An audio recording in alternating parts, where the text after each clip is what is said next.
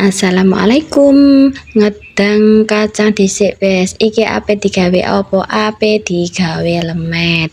Iku mang kacang didang, nang iki aku nglanjutno bumbune kancangku mau. Iki apa gula, dikei banyu diorak-arik wis kaya ngene, dijegurno klopone.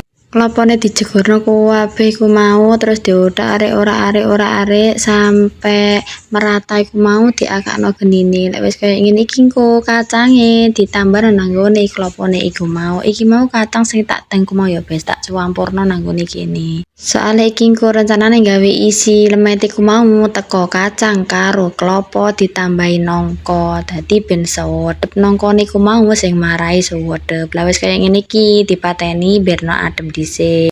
Lek wis adem ki engko bagiane makti gawe opo? Ya gawe kulite lemet iku mau. Lah iki kulite lemet iku mau teko tepung ya bes. Lah iki iku ditambahi santen saidik ben tambah gurih. Dadi sing gawe kuleni iku mau ora banyu putih tapi teko ngene santen. Lah iki melete dikei warna hijau menyuk.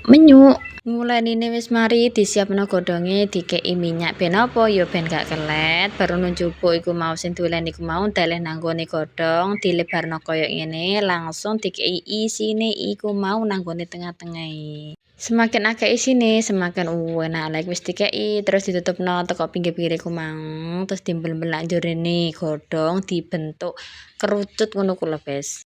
Yo ngene iki carane iki sebagiannya makti wae aku bagian nyekel kamera wae dan ini hasilnya loh apik mbok iki lek didang biasanya rodok penyok sithik.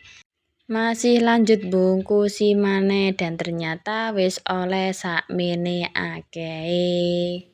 Iki mau dadi sekitar selawenan wis bar kabeh lanjut diumpakno. Lagi cek dimasak dhisik sampai muateng iki ditata rapi ya wis. Engko ben apa ya ben gak terlalu penyok.